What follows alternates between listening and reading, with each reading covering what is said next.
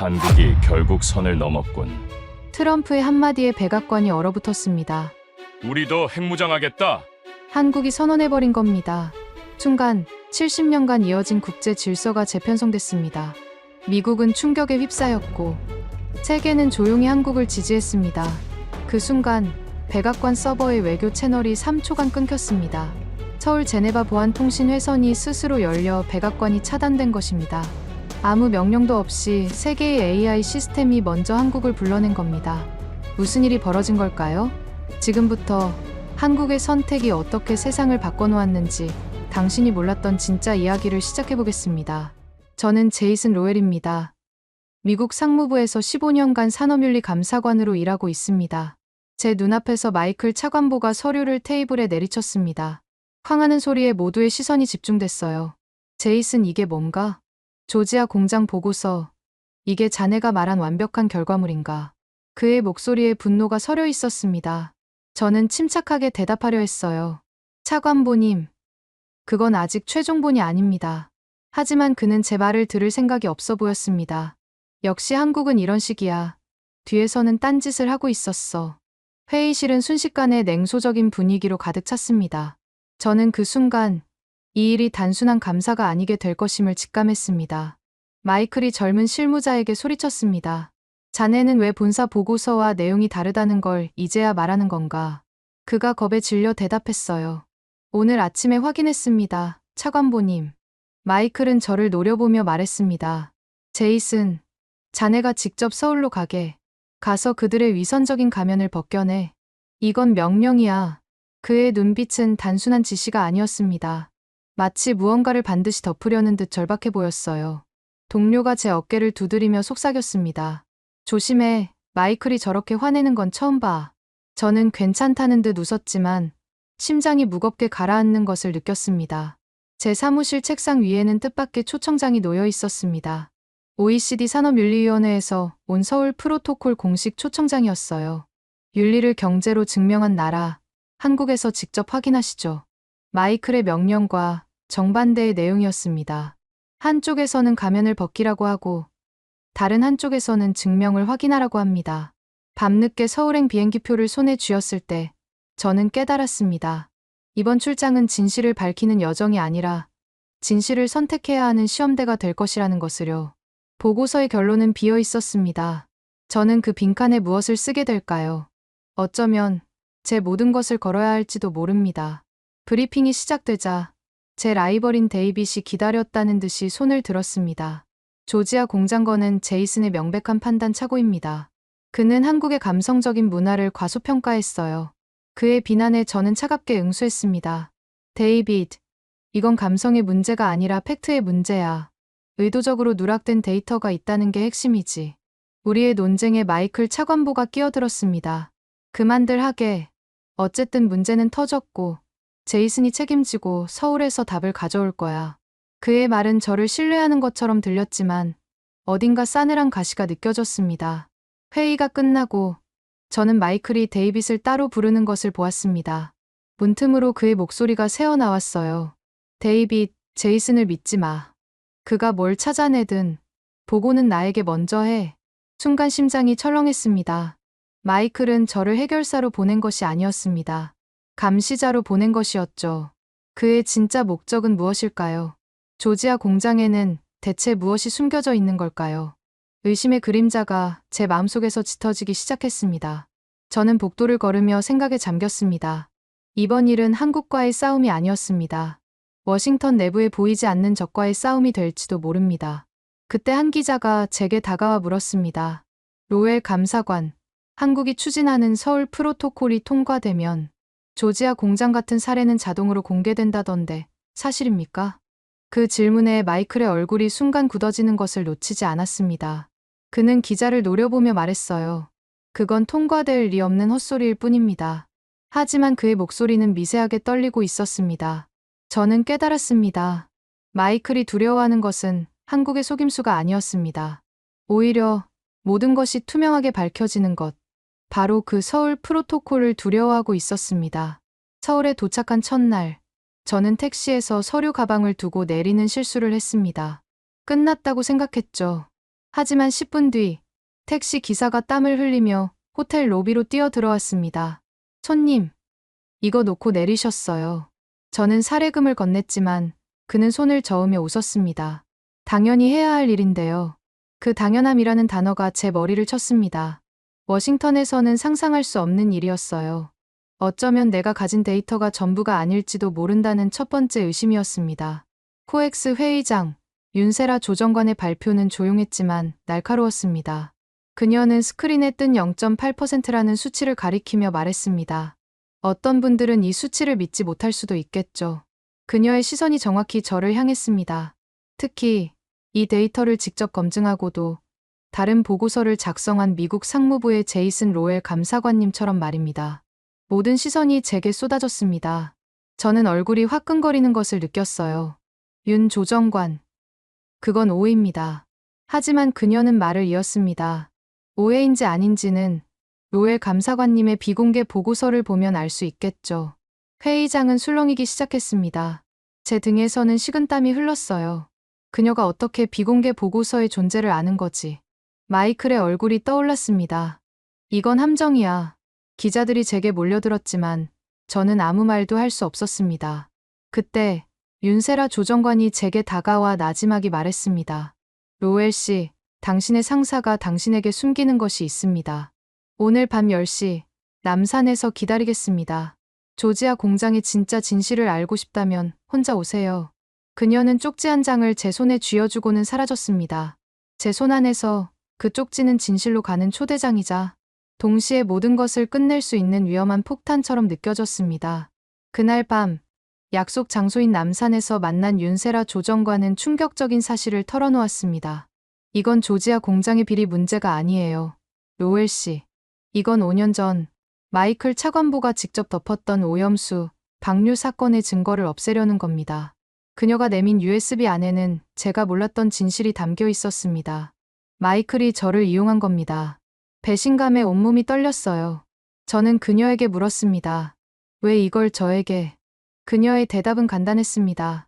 진실을 밝힐 수 있는 사람은 진실을 외면했던 사람뿐이니까요. 그 순간 저는 결심했습니다. 하지만 호텔로 돌아왔을 때 제 방은 엉망이 되어 있었습니다. 그리고 그곳엔 제 라이벌 데이빗과 상무부 감사팀이 저를 기다리고 있었습니다. 제이슨 로엘, 당신을 기밀 유출 및 직권 남용 혐의로 체포합니다. 데이빗이 차가운 목소리로 말했어요. 마이클 차관보님의 명령입니다. 그들은 제 모든 짐을 뒤져 윤세라에게 받은 USB를 찾아냈습니다. 꼼짝없이 당했습니다. 저는 하루아침에 진실을 밝히려던 감사관에서 모든 죄를 뒤집었을 배신자가 되어버렸습니다. 대사관으로 이송되는 차 안에서 저는 절망했습니다. 모든 것이 끝났다고 생각했어요. 그때 제 휴대폰으로 짧은 메시지가 도착했습니다. 플랜 B를 시작합니다. 발신자는 윤세라였습니다. 그게 무슨 의미일까요? 차가 멈춘 곳은 대사관이 아니었습니다. 문이 열리자 수많은 기자들의 플래시가 터졌습니다. 그리고 그들 앞에 윤세라 조정관이 마이크를 잡고 있었습니다. 지금부터 미국 상무부가 숨겨온 진실에 대한 긴급 기자회견을 시작하겠습니다.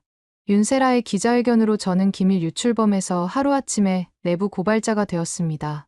상황은 역전됐지만 저는 여전히 대사관에 구금된 신세였어요. 그때 한국 외교부를 통해 그녀의 메시지가 전달되었습니다. 워싱턴에서 화상 청문회가 열릴 겁니다. 당신이 증인으로 채택되도록 만들었어요. 제이슨, 당신의 입에 모든 게 달렸습니다. 그녀는 적이었을까요? 아니면 유일한 동료였을까요? 저는 혼란스러웠지만 한 가지는 분명했습니다.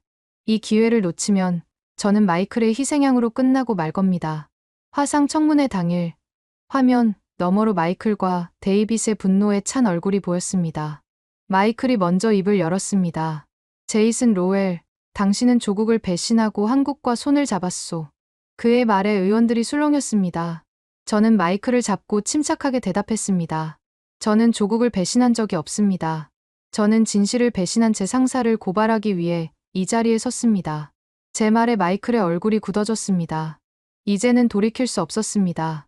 거대한 조직과 한 개인의 싸움이 시작된 것입니다.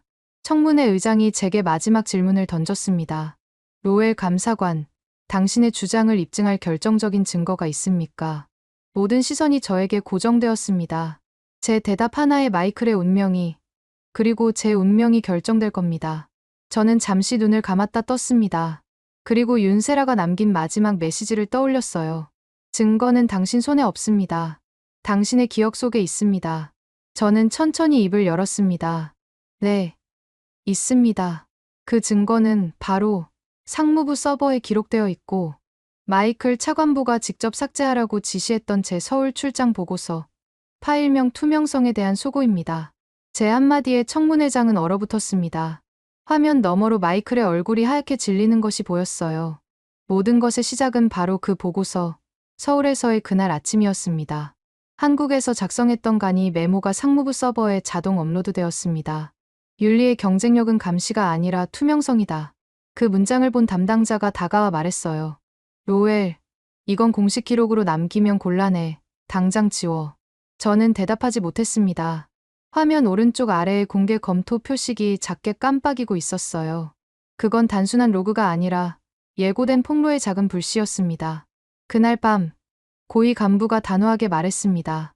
한국 모델은 참고용일 뿐이야. 공식화는 절대 불가해. 왜 그렇습니까? 우리 체계는 이미 완전하니까. 완전이라는 단어가 그를 안심시키는 듯했지만 저는 그 속에서 두려움의 냄새를 맡았습니다. 내 메일함에는 짧은 공지가 도착해 있었습니다.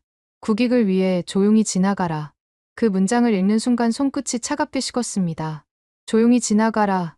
그건 명령이 아니라 양심의 소멸을 권하는 말이었습니다. 그러나 바로 그 시각, 뉴스 자막이 눈에 들어왔어요. 비공개 녹취, 한국의 윤리 데이터, 미국 서버로 검증 완료. 다음 날 새벽, 새로운 보고서가 도착했습니다. 한국 모델 도입 국가 5개국 증가, 글로벌 신뢰지수 상승. 그 숫자들이 벽면 모니터에 떠오르는 순간, 저는 중얼거렸습니다. 팩트는 결국 돌아옵니다. 하지만 직후 속보가 터졌어요. 워싱턴, 내부 제보자 색출 착수. 희망은 한순간에 사라졌습니다. 회의에서 누군가 말했습니다. 윤리, 그건 시장에서 팔리는 상품이 아니야. 그 말에 저는 처음으로 소리쳤습니다. 그렇다면 우리가 지금 팔고 있는 건 대체 무엇입니까? 회의실의 공기가 얼어붙었습니다. 사람들의 눈빛이 저를 피하기 시작했어요. 진실을 말한 자는 언제나 고립되는 법입니다. 그리고 그 고립이 제 안에서 단단한 신념으로 바뀌기 시작했습니다. 제 모니터에 알림창이 떴습니다. 서울행 항공편, 내부 검증 참관 요청. 그 순간, 제 보안폰이 짧게 2번 울리고 끊겼습니다. 2번의 진동, 하나는 경고였고, 다른 하나는 초대였습니다. 저는 나지막이 속삭였습니다. 끝이 아니라 시작일지도 몰라. 비행기 표를 발권하는 순간 제 손끝이 잠시 멈췄습니다. 탑승자 명단에 한 줄이 비어 있었어요. 동행자, 미정. 누가 기다리는지도 모르는 채 저는 게이트를 통과했습니다. 어쩌면 이 여정은 조사가 아니라 증언의 시작일지도 모른다는 생각이 들었어요. 인천공항의 문이 열리자 다른 의미의 정적이 저를 감쌌습니다. 아무도 소리치지 않았지만 모든 것이 흘러가듯 정확했어요. 규율이 아니라 신뢰가 질서를 만든다. 워싱턴은 한국의 발언을 핵무장 선언이라 규정했지만 그것은 무기의 선언이 아니라 결정권의 복원이었습니다. 한국은 이제 통제받는 나라가 아니라 스스로 판단하는 나라였던 것입니다. 그 생각이 들던 찰나 본국에서 메시지가 도착했습니다. 로엘, 현장 접촉 최소화. 관찰만 하라. 저는 휴대폰을 덮으며 중얼거렸습니다. 관찰만 하라니. 이제는 더 이상 볼 것이 아닌데. 판교 데이터 센터에 투명한 복도를 걸었습니다. 안내원은 조용히 캡슐 하나를 제게 내밀었어요. 이 안에 모든 기록이 담겨 있습니다. 누구도 수정할 수 없습니다. 캡슐 표면에는 이름도, 국가 로고도 없었습니다. 이건 누가 관리합니까? 모두의 신뢰가 관리합니다. 그 문장이 저의 오만을 남김없이 무너뜨렸습니다.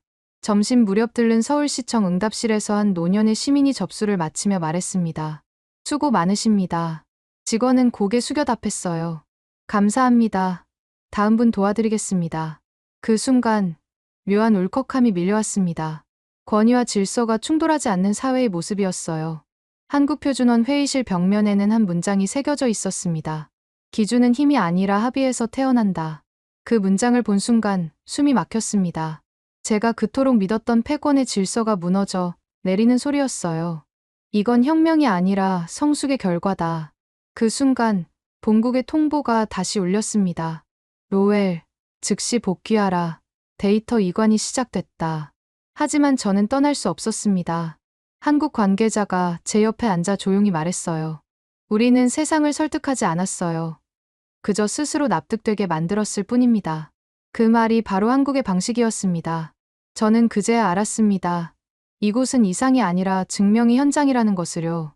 새벽녘, 휴대 단말기의 진동이 저를 깨웠습니다. 국제기술 등급 변동 알림. 단 0.1포인트의 상승. 그 미세한 차이가 세계의 기준을 바꿀 거라는 예감이 들었어요.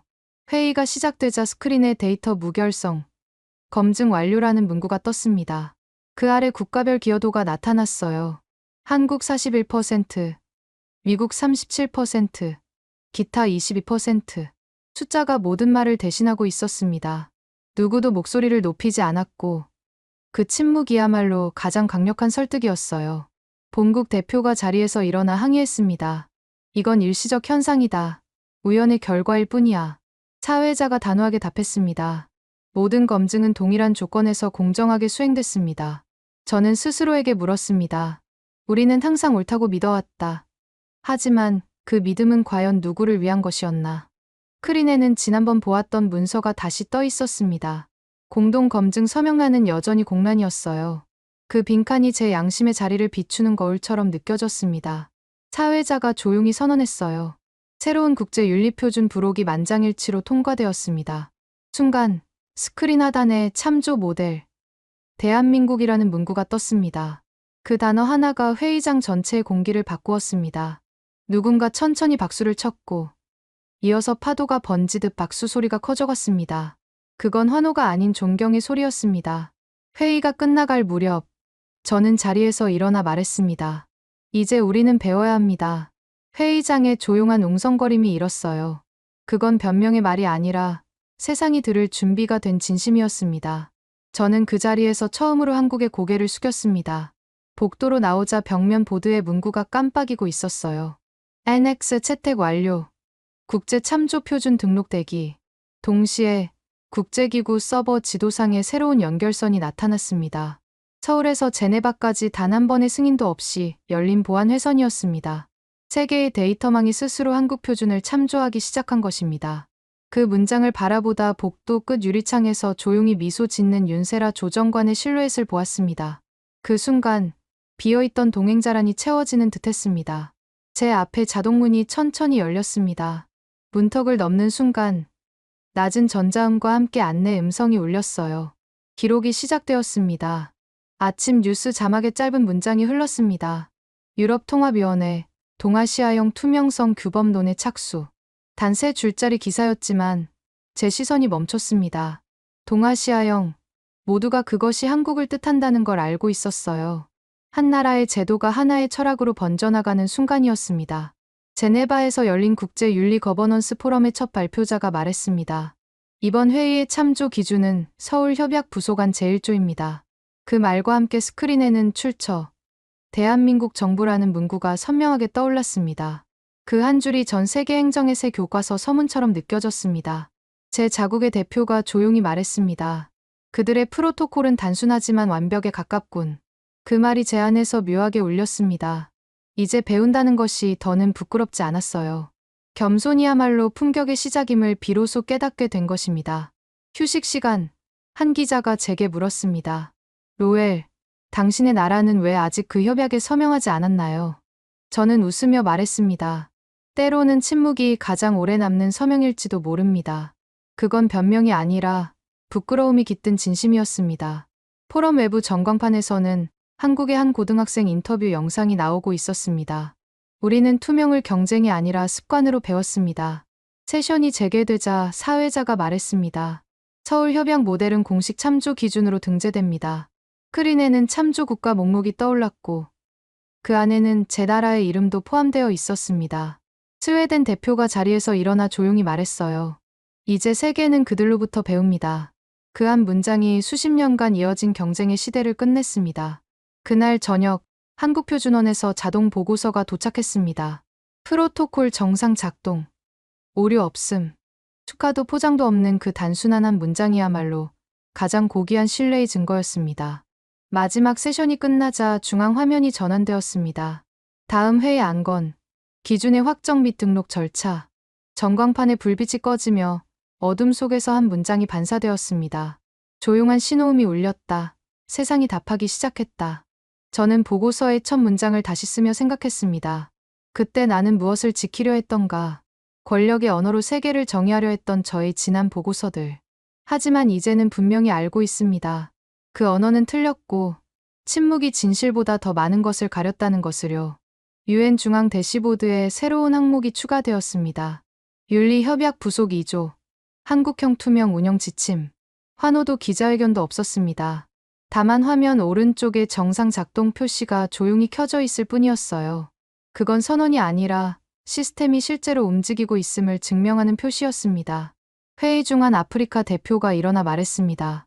우리도 이 방식을 적용해 보겠습니다. 그는 서류 한 장을 들고 회의장을 조용히 나섰습니다. 그 장면 하나로 모든 것이 설명되었습니다. 변화는 논쟁에서 나오는 것이 아니라 실천에서 번져나가는 법입니다. 진짜 혁명에는 아무 소리도 나지 않는다는 것을 깨달았어요. 회의 요약문 첫 줄의 문장이 눈에 들어왔습니다. 강함보다 오름이 오래 남는다. 누가 썼는지 알 수 없었지만 저는 그 문장을 지우지 않았습니다. 그건 선언이 아니라 시대의 교정문이었으니까요. 회의 말미, 사회자가 발표했습니다. 글로벌 시민 협약 프로젝트, 차기 회의는 서울에서 개최합니다. 순간 회의장 전체의 시선이 저를 향했습니다. 저는 천천히 일어나 말했어요. 이제는 제가 그들의 이야기를 기록하겠습니다. 그 말에 회의장은 잠시 조용해졌습니다. 저는 더 이상 정책의 연설자가 아니었습니다.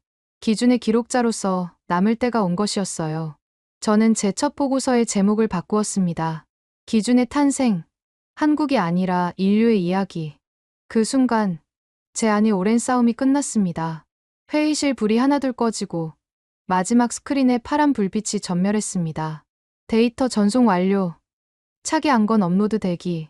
새로운 비전은 이미 움직이기 시작했습니다. 저는 제네바의 새벽을 바라보며 생각했습니다. 언제부터 세상이 이렇게 달라졌던 걸까? 신호등은 정확히 바뀌고 전광판은 오차 없이 점등되었습니다. 모든 것이 정시에 작동하는 질서 속에서 움직이고 있었어요. 새로 배포된 국제 보고서 첫 페이지에는 이렇게 적혀 있었습니다. 서울 운영협약은 예외 없는 정합을 증명했다. 이제 서울은 도시의 이름이 아니라 운영의 언어가 된 것입니다. 한 외신 기자가 제게 서울의 한 초등학교 복도 사진을 보여주었습니다. 줄을 선 아이들은 없었지만 그곳에는 혼란 대신 기다림과 양보가 있었습니다. 질서가 습관이 된 사회의 모습이었어요. 회의에서 저는 짧은 연설을 요청받았습니다. 이제 우리는 그들의 방식을 흉내내지 않습니다. 우리는 배우고 있습니다. 박수는 없었지만 모두가 고개를 끄덕였습니다. 그때 한국 대표단의 시계가 정확히 정각을 알렸어요. 새로운 데이터가 화면을 채웠습니다. 운영 정시율 98.6%, 시민 신뢰도 12% 상승. 그 숫자들은 인간의 품격이 데이터로 환산된 결과였습니다. 저는 그제야 깨달았습니다.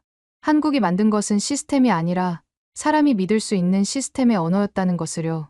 저녁 브리핑 도중 갑작스러운 정전이 발생했습니다. 하지만 단 3초 후 전력망은 누구의 명령도 없이 자동으로 복구되었습니다. 시스템이 스스로 원칙을 실행한 것이었어요.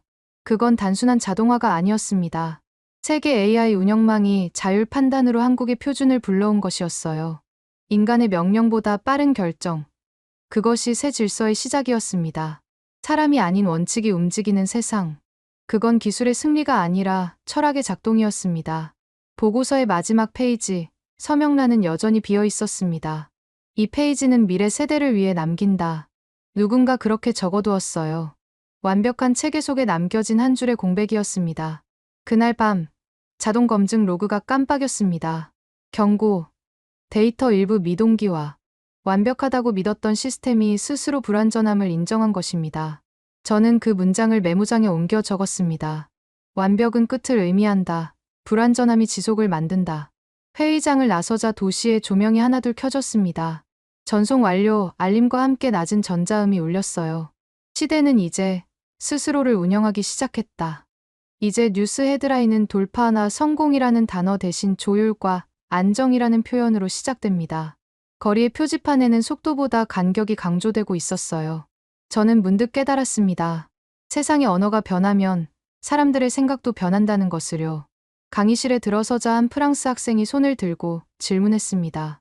교수님, 왜 요즘 사람들은 예전처럼 경쟁이라는 단어를 잘 쓰지 않게 된 걸까요? 오래된 서적 속 단어처럼 어색하게 느껴집니다. 저는 학생들을 둘러보며 미소 지었습니다. 좋은 질문입니다. 그 단어를 한국이 바꿔버렸기 때문이죠. 이제 세상은 공존이라는 단어로 움직입니다. 처음 한국을 방문했을 때 저는 그들의 침묵을 힘없는 체념이라 오해했습니다. 그 고요함 속에 세상을 설득하는 가장 단단한 힘이 숨겨져 있다는 걸 그때는 몰랐습니다. 옆자리의 동료 교수가 커피를 한 모금 마시며 물었습니다. 로엘 교수, 아직도 믿기지 않소. 한 나라가 전쟁이나 패권 다툼 없이 오직 자신들의 방식을 증명하는 것만으로 세계의 질서를 바꿨다는 게. 저는 창밖을 바라보며 대답했습니다. 네. 그런 나라가 있었습니다. 그들은 싸우지 않고 소리치지 않고 세상을 바꿨습니다. 말 대신 실천으로 스스로를 증명한 나라였죠. 오늘 강의 중에 스웨덴에서 온 한 학생이 발표 중에 자연스럽게 말했어요. 교수님 말씀처럼 결국 존중이 실력이었네요.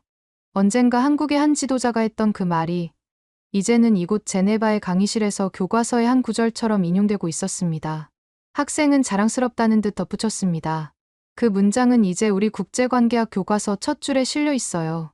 그 말을 듣는 순간 저는 마음속으로 속삭였습니다. 그들은 결국 가장 진실한 언어로 세상을 바꾼 것이다. 도시의 교통은 여전히 약속된 시간에 맞춰 정시를 지키고 학교 수업은 정답을 암기하는 대신 질문을 중심으로 이루어집니다. 공무원들의 회의록에는 사소한 누락조차 없었어요. 모든 절차는 예전보다 빠르지 않았지만 그 어떤 흐트러짐도 없었습니다.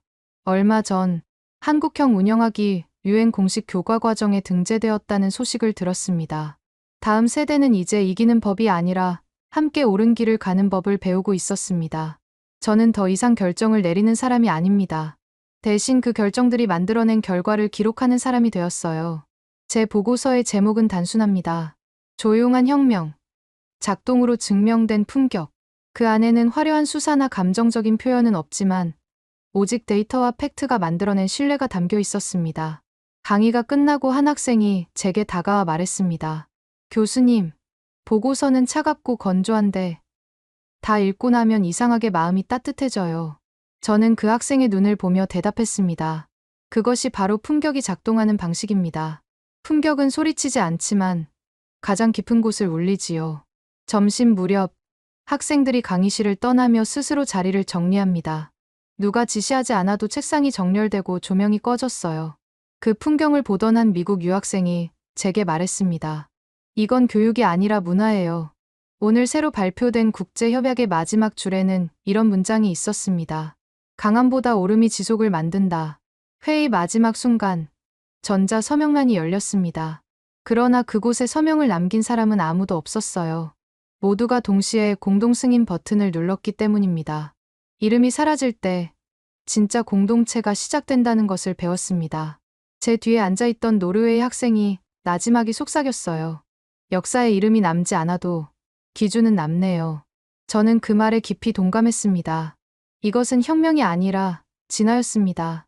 내 강의실 맨 앞줄에는 젊은 한국인 연구자가 앉아 있습니다. 그는 저보다 더 차분한 어조로 말했어요. 선생님, 기준은 완성되는 것이 아닙니다. 기준은 계속 자라납니다. 저는 조용히 고개를 끄덕였습니다. 그 문장 하나로 길었던 모든 수업이 완벽하게 끝났습니다. 저녁이 되어 교수실로 돌아왔습니다. 창밖의 불빛이 도시를 하나씩 밝히고 있었어요. 저는 보고서의 마지막 문장을 적었습니다. 힘은 일시적이지만 오름은 구조가 된다. 그 문장은 더 이상 제 개인의 언어가 아니었습니다. 세상의 언어가 되어 있었어요. 책상 위에는 아직 미완의 초안이 한 장 남아 있었습니다. 차기 협약 초안. 그 아래에는 비어있는 항목이 있었죠. 존엄의 조건. 저는 펜을 들었다가 조용히 내려놓았습니다. 이것은 내가 아니라 저 기준 속에서 자라난 다음 세대의 문장이어야 한다. 컴퓨터 화면에 자동 저장 메시지가 떴습니다. 파일명 기준 최종 1.0. 그때 강의실 복도에서 하루의 끝을 알리는 종이 짧고 고요하게 울렸습니다. 이야기는 끝났지만 기준은 계속 자라고 있었습니다. 오늘 전해드린 내용은 힘이 아닌 오름으로 세상을 바꾼 대한민국의 이야기였습니다. 누군가는 경쟁 대신 신뢰를, 명령 대신 양심을 선택했습니다. 그 선택이 오늘의 한국을 만들었습니다. 우리가 지켜온 정직과 성실이 이제는 세계의 기준이 되었습니다. 조용히 흘러온 시간들이 결국 품격이 되었죠. 오늘의 이야기가 마음을 울렸다면 그것만으로도 충분합니다. 다음 이야기를 먼저 받아보시려면 좋아요와 구독 부탁드리며 오늘도 자랑스러운 하루 되시길 바랍니다. 감사합니다.